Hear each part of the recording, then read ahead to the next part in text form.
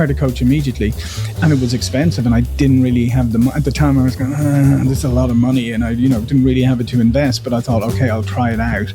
I can't calculate how many times over that has repaid me. The ROI, and that's off the charts. My biggest piece of advice to salespeople, Walter, is invest in yourself. Don't complain and say, oh, my company never trains me. They don't do this. They don't do that. Well, guess what? Nobody cares about your career as much as you do. And if your company's not investing you in training, invest in yourself, right? Go buy some books. Go get a coach, get a mentor. I mean, you've got so many options today that you never used to have, right? It was never this easy. So there's no excuse, because at the end of the day, like I said, nobody cares about your career like you do. Welcome to Sales and Cigars, the podcast for entrepreneurs where the only smoke we blow is cigar smoke. I'm your host, Walter Crosby with Helix Sales Development. My guest today is a fellow podcaster, Sales Pop, and Chief Strategy Officer for Pipeliner Sales. It's a great CRM for that mid-market space. This episode is one of those episodes where I ask one question, and then I realize 30 minutes later, we've had this amazing conversation about sales leadership, spin selling, it's a lonely business being a sales leader and an entrepreneur, and just being able to reach out and find a coach and a mentor no matter where you are in your career. It's just a great conversation about leadership. So go grab a cigar, a cocktail, and strap in for another fun episode of Sales and Cigars. Thanks.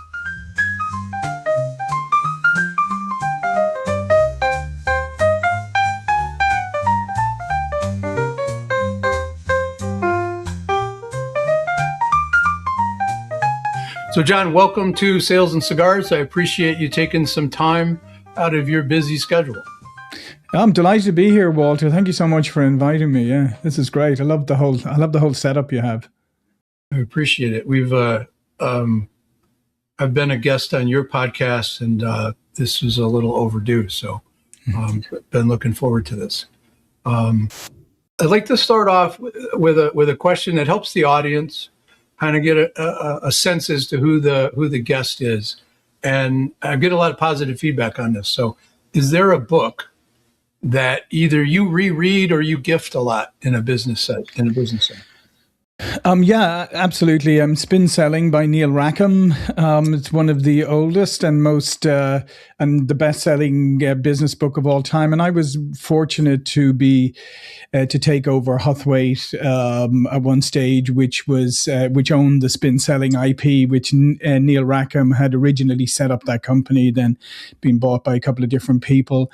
And so that book is profound. But also, I got to meet Neil and talk to Neil and do some projects with Neil, so kind of a deeper understanding. And I think while there's new methodologies and things have changed, what I like about spin selling is that it just reinforces at the end of the day that if you ask good questions, if you dig deep, if you really want to uncover what the other person is going through, it's a great model, and it's just a great reminder that great salespeople are great questioners and great listeners. Yeah, and in almost equal proportions. Yeah. Because if you ask a question, it's sort of like the sideline reporter at a football game. Yeah. Right? They got 3 questions they want to ask. They're not listening to the answer. They're just waiting to start to talk. Exactly. Unfortunately, salespeople do that too, right? I mean, that's... Yeah, and one of the things about the Spin Selling book, one of the nicest things is just about teaching you to be patient and remember everything. You're not carrying a hammer, right? So everything isn't a nail. You're trying to sell a product or a service or whatever, and that is not jumping too quickly. Like if I'm having a conversation with you, Walter, and you mention something that I have a solution to, I don't dive immediately into providing the solution. I dig a little deeper, because oftentimes the first thing you come up with may not be the most important. Maybe something you could live with. Maybe something you just happen to mention. Meanwhile, I'm gone into total, selling mode here, trying to get, and I'm wasting my time because that's not the compelling reason that you're going to buy. It's sort of the definition of consultative selling, right? Is to be patient, to dig into that, go past that surface level pain, go past the, you got to get 3 or 4 layers deep. Yeah. And it's literally slowing down and listening to what and reacting to what's being said and having a conversation. And active listening, I mean, that's a skill. It's hearing is just a physical thing that happens. You can hear, but listening and understanding and processing and validating and asking the person, like, validating and follow questions, that's the active part that you really need. And I think sometimes, and now I think virtually it's become another issue too, is that some salespeople fear silence, right? So if I ask you a really good question, Walter, and you pause to think about it, I just asked you a really good question. Why would I interrupt your thoughts? Yeah, it's such a it's like nails on a chalkboard to me, right? When somebody asks that good question, and often the person you're speaking to will say, "Wow, that's a good question," right? And okay, but still shut the hell up. Exactly. Don't step on the question. Let it marinate, right? Exactly. And let them struggle with it. It's part of the it's part of the process. It's a really, really great point. And I was doing a coaching call this morning with a salesperson, and it's like, when you get into the call, stop thinking about scripts, stop thinking about all of the stuff. Just listen and react and have a conversation. And just remember, you're talking to human beings with their own, they've got the business needs, but they've also got their own, they've got their own stuff going on. Who knows how they're tied to this project or whatever it is you're trying to, sell into. So I think you have to, you have to listen and be discerning and understand and be empathetic and not be so focused on yourself. Oh, yeah. It's not about us at all as a salesperson, right? Curiosity, skepticism, empathy, and active listening, right? Those, absolutely. You bring those four things to a conversation. And it, spin selling, gap selling, baseline selling, Sandler, right? They're all Challenger, great. Yeah, whatever. Yeah. I mean, my only issue with Challenger is it's so fucking hard to do and get somebody to understand it. That's really, but it's still the basis of asking the right questions at the right time. It is. And that's why I always say, if you're in sales and you've never been through a training, you've never learned a methodology or whatever, like, just pick one. It doesn't really matter. Just pick one. And you don't have to learn it like so you rigidly. It's not something that has to be executed rigidly, but just learn how to put together, how to have a process for how you engage, have a process for how you communicate, have a process for how you conduct, discovery calls, etc. I think it's just a good discipline to have, and then you can modify it to your own circumstances. But if you've never been through training, you never had, my biggest piece of advice to salespeople, Walter, is invest in yourself. Don't wait around don't complain and say, oh, my company never trains me. They don't do this. They don't do that. Well, guess what? Nobody cares about your career as much as you do. And if your company's not investing you in training, invest in yourself, right? Go buy some books, go get a coach, get a mentor, take some training on. I mean, you've got so many options today that you never used to have, right? It was never this easy. You've got to take, so there's no excuse, because at the end of the day, like I said, nobody cares about your career like you do. And if you want to get ahead, you've got to be a continuous learner. And I think if you look at the best salespeople in the world, they're constantly educating themselves. They're reading books. They're doing things. They're not sitting on their laurels, or they're not sitting around waiting for somebody else to give them something. They're doing it for themselves, because they know if they want to be the best, then it's up to them to invest in themselves.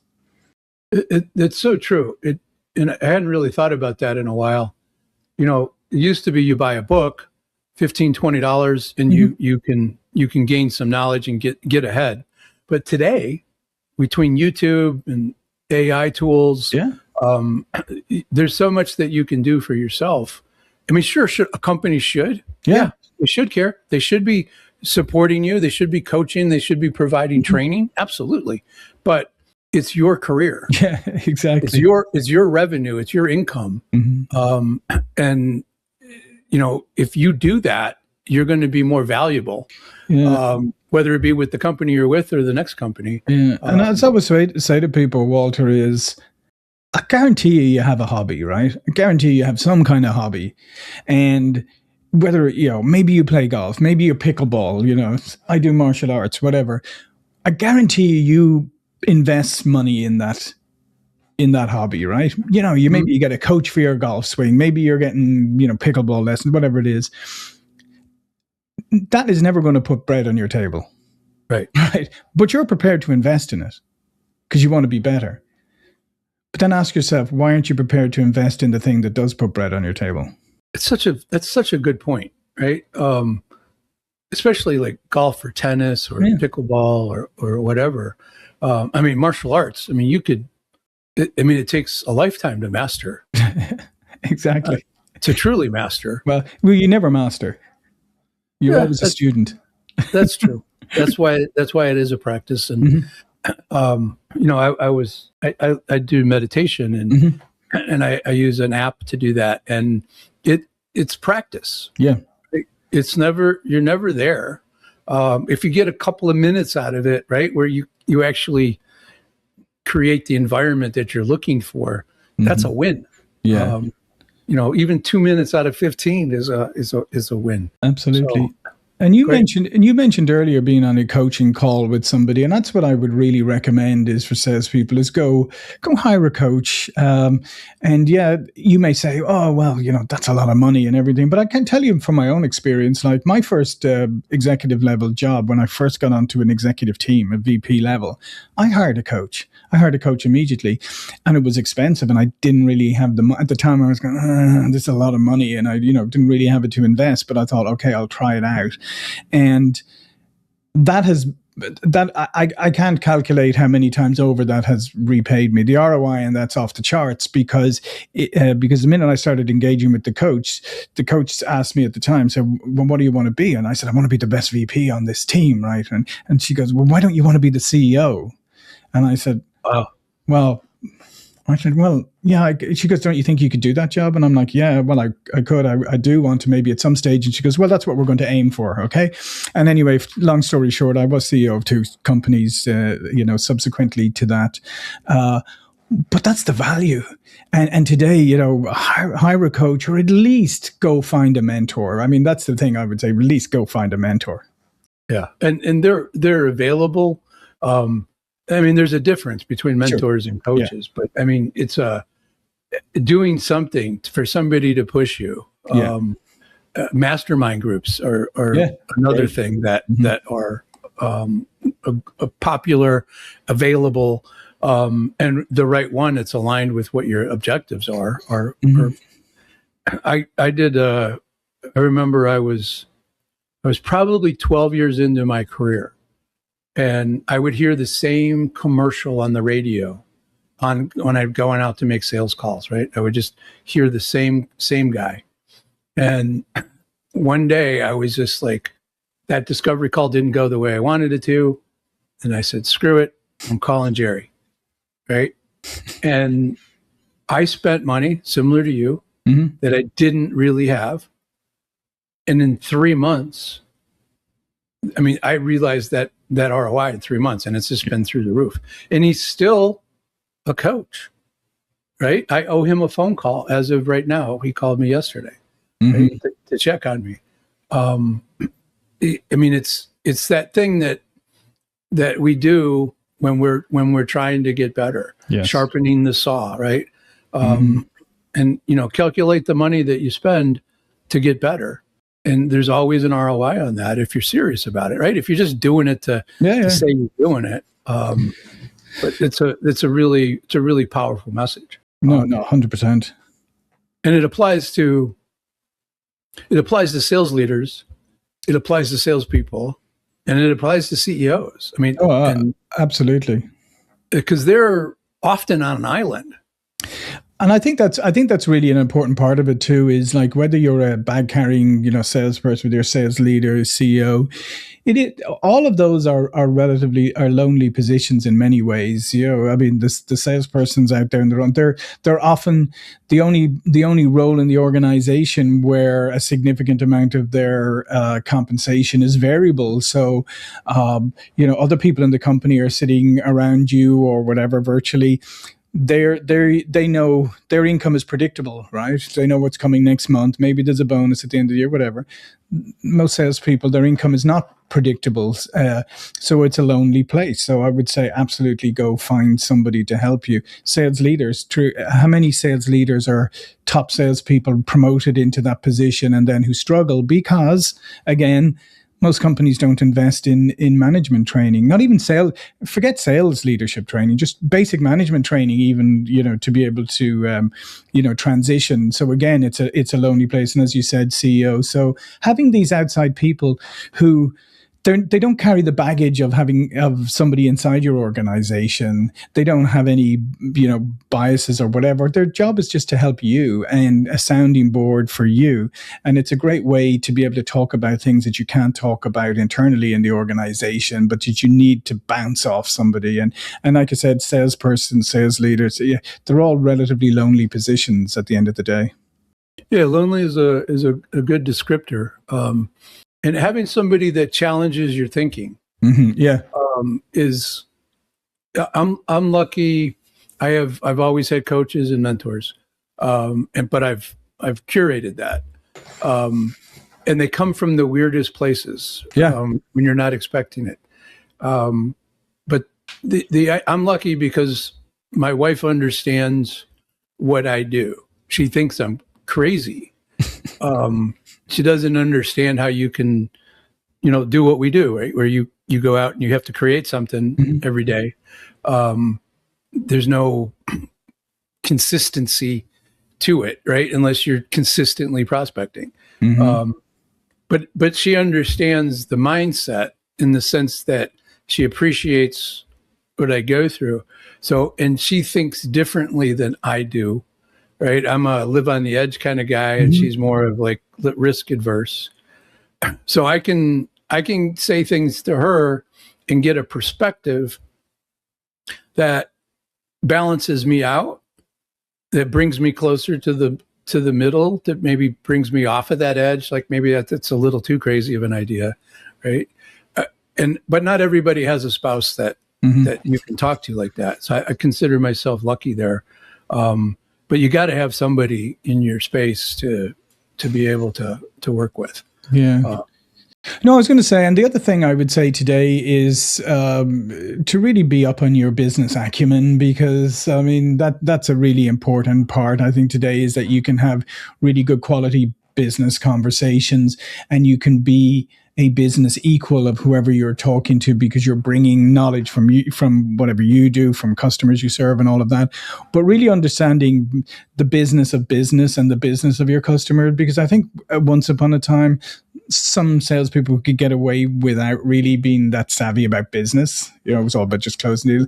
I don't think you can't get away with that today. You need that business acumen.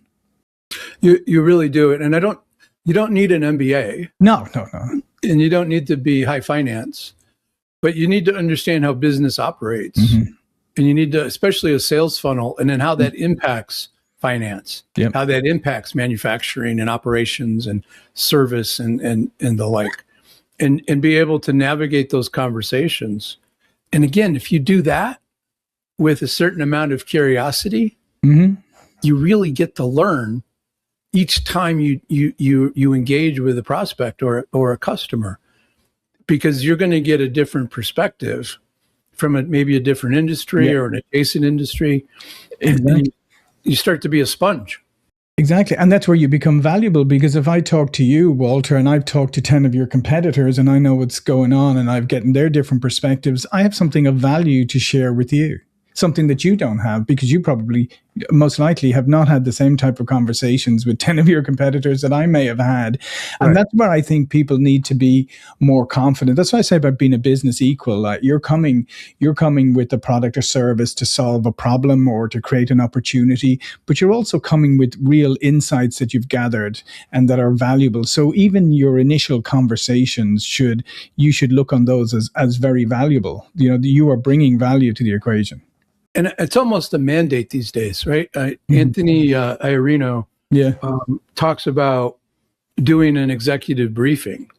And I love the perspective in I forget which book it was, but it's like, what keeps you up at night that's not the question, right? Here's what should be keeping you up at night, and sharing with them what's around the corner, right? Like you've talked to their competitors. This is what's going on in the world, right? You don't have to name names and give away secrets, but this is what's happening. And if you can provide that insight, right, that doesn't guarantee you business, but you get credibility. You get them to listen. And then maybe there's something else that you can add where they have a problem that you can help them solve. But that's it's definitely the 1970s and 80s, right? You know, the salespeople had all the information and the prospect had to come to you. That's not the case anymore. No. But I have a great story to tell you, though. This'll outline things. So, as I said, I was fortunate enough to run Huthway, and I was fortunate enough to be able to have Neil Rackham every so often. Like, I would just contract him and I would say, come on, help me with something. And one of the things that he says in his speeches all the time, or he used to always say, is that your sales call should be of such high quality that the other person would actually pay you for the call, not for the service, right? And I always thought that was a really a great way of putting it, right? It was a great way of putting it, but I always considered that somewhat conceptual, right? So there was one of our largest customers, a global brand, I'm not going to name them, had, when I was at Huthway, had contacted us, and they were having big issues between sales and marketing. And so what I suggested was, I said, I'll bring Neil with me. We'll just meet you for an hour or two with the sales and marketing group. We'll just have a conversation. We'll see where it goes, right? And so Neil and I traveled, and the CEO had the executives from marketing, the executives from sales. So there's about 20 people in the room, and Neil and I. And so we go through this process, and we kick off the call, and immediately it just descends into, it's your fault. No, it's your fault. No, it's your fault. Your leads suck. No, you can't sell. Sure. And this kind of stuff. And so we pretty quickly, the issue was there right for the CEO to see, right? So complete misalignment, distrust, etc. So we talked through all of this and we came to a good outcome, and and to progress and all of that. And then at the end of the meeting, I just had a thought for a second. I thought, I'm going to do an exercise here where I'm going to test the thesis, right? So I just looked at Neil and I said, Neil, I'm just going to test something that you say all the time. And he was kind of looking at me going, what are you doing? And I turned to the CEO in front of everybody. I turned to the CEO and I said, has this been a valuable exercise for you today? And he was saying, oh yeah, very valuable. This is great, and everything. And I said, okay. I said, if we sent you an invoice for this meeting, would you pay it? Just for the meeting? And he stopped for a moment, and then he was like, I probably would. In fact, no, I would. And so I turned to Neil. I was saying, there, you just see, I just proved your thesis in real time. So, but that just shows you that if that should be your goal, to create that much value, even in a discovery call or whatever, that person that literally, you could almost charge for it. Sure. Yeah, I love that. That's a great story. And getting, like, when you get all those people in the room, right, and you can make everything obvious and then facilitate out like what needs to happen. There was great value there. I'm not going to pay you $1 million for that, but and it was a fun. I know, and given the industry and everything, it was a fun. It was a very lively, shall we say, discussion, and it was in the northeast of the state. So there was a lot of people who were used to expressing their opinions very vocally. So it was a fun. It was something quite fun to moderate. Yeah. You just have to make sure there's no sharp objects on the table. Exactly. Thankfully, the table was wide enough so nobody could throw punches across it or anything. Yeah, or reach across. Yeah. I've actually, I won't get into the details, but I was in a meeting in New York City. I brought a tenant to a meeting with a landlord to look at space, and let's just say a gun was pulled in the meeting. Probably the most, probably the biggest objection I've ever experienced in a meeting. I should have known better, but That I love this. That's a heck of an objection. There's no way. I don't think that's in any of the objection handling books, is it? What to do when somebody pulls a gun on you? Well, he didn't pull it on me. He pulled it on the landlord because he didn't like what he said. Oh yeah. And I had to like step in between to kind of like calm things. And it was New York was a little grittier back then, and it was tense. It's a good story for a couple of weeks. Crosby's going out for another meeting. Let's see if he comes back with a bullet hole in him. It was but I think going back to the point of our job as a salesperson to be valuable, and that doesn't mean give away everything, but I like to think of it this way, and maybe this fits in with what Rackham would talk about, but making them think differently about a particular problem, or get them to look at it from a slightly askew angle so that they see something that they didn't see before. And if you can get them to, go back to that, like, wow, that's a good question, right? And not step on it, then we've really created value, but we've also created credibility for ourselves. And that's really a challenge for many salespeople who just want to be transactional and don't see they're not playing the long game. And they're not willing to push back. And they're not willing to give away anything. I mean, is in terms of give away too much because they think like I need to, instead of sharing and be willing to share ideas and insights and have confidence that you have a lot more behind that. Some people are very reticent to share too much. And I think that's a mistake. It is 100%. I mean, I wrote a book that I can give to somebody. It's like, you want to do this? Read the book and implement. You can do this yourself. You don't need me. Now, I don't always believe that, but it's all there. They can. Are they willing to do the work, or do they want to go faster? Yeah. Those are the two variables. And I still have pause if somebody says that really, they're not willing to do the work, because then they're not going to do the work no matter what to make the change, because change is, requires effort. It's hard. It does. It does. And if it was easy, I mean, I literally say this to people, if this was easy, you would have already done it. Yeah. And the thing, Walter, is it always fascinates me about just human nature from all of us. Like, people fear change. They hate change. They like the status quo. They like all of that. But we live in constant change. Everything is in constant flux and change. But we try to control it all the time instead of saying no. Like, we need to learn how to flow with it. Yeah, get on the river and navigate it. Right? Don't just run into the trees and the exactly. But learn to navigate and steer. Okay, so as I suspected, I've asked none of the questions I intended to ask you, but we had a great freaking conversation. Yeah, and there was a lot of value, right? That from a leadership perspective.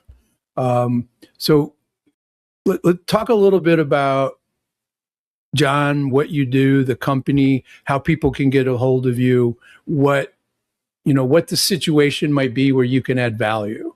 Yeah, no, absolutely. So I am currently the Chief Marketing Strategy Officer with Pipeliner CRM. And I host Sales Pop, the podcast, and the online sales magazine. You can find me on LinkedIn. If you're interested in our CRM, pipelinersales.com. If you're interested in Sales Pop, which has got great content, Walter's on there. It's salespop.net, or you can find it on the YouTube channel or on any of the podcasts, Spotify, Apple, all of those ones as well. And in it, we try to bring as much. I like to look at things through more of a revenue lens today, Walter, than simply a sales or marketing, because I think it's really important that I'm big on a marketing and sales alignment, as as we mentioned from back in even the Neil Rackham days. I think it's so critical that those two elements are so aligned. I've got an advantage because I've done both, right? And I can do both, and I've led organizations, so it gives me a particular insight that sometimes other people don't have. But if you're interested in CRM and you're a mid-market company, reach out. If you're interested in just discussing sales, marketing, alignment, or anything like that, reach out. I'm always happy to have conversations with anybody. All of your links will be in the show notes. For the people that want to learn a little bit more, like who's really a good fit for Pipeliner? It's not everybody. Oh yeah. Well, we really focus on the mid-market. So we focus on, because we're a process engine as well, we focus on teams of 10 and above, right? So if you've got less than 10 salespeople, probably not the solution for you. 10 up to, we've got some with thousands on it, but the 10s, 20s, 50s, 100s, those areas. If you believe in process, because sales process is key, right? So if you care about sales process, if you've organized sales teams, all of that, then we're a great fit for you. We've got AI embedded. It's very visual. It's easy to use. It's built from a salesperson perspective first. Unusually, sometimes CRMs are great for hunters, but they're not great for account management and farmers. We've built both capabilities into our system, so it's great for hunters, it's great for farmers, it's great for customer success and building, those relationships as well. So if you're a mid-market company, this is a sales CRM. We don't do the other stuff. We do sales. So if you're interested in that, then and you have process and you have a significant sales team, then we're the people for you. Awesome. So in Sales Pop, it's a fun, fast-paced podcast. You're dropping little nuggets, and you have interesting guests. So aside from maybe yours truly, but I had fun, right? And to me, that I do a lot of guest spots, and sometimes they're not. And they're boring. And our conversations were interesting and fun. And this has been fun. And the other thing too is we're bringing that content into the CRM too. So our next iteration, I don't want to get ahead of that, but we're trying to help not just have a CRM that helps people execute, but also a CRM that helps people become better at selling, because we give them insights and tips and tricks and stuff from folks like yourself. Awesome. Last question, John. Past or present, any relationship with cigars? I've smoked the odd cigar here and there. Never really been my thing. I do remember being in Guatemala one time and at a sales conference, and the folks from Colombia brought this crazy a few bottles of tequila, and I just woke up in the morning with the Cuban cigar burning in the ashtray beside my bed. So there you go. That's really my experience with cigars.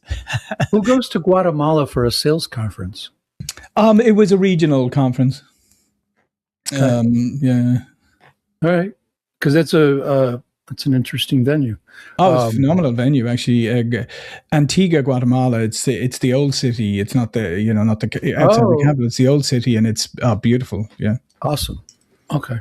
All right. Cool. Again, thank you. I appreciate the insights. The audience will, if you have, interest in another podcast that's really revenue focused and helps the entrepreneur think about revenue, Sales Pop. Look that up and get it wherever you get podcasts. John, thanks again. I appreciate it. Yeah, thanks a lot, Walter. I appreciate it too.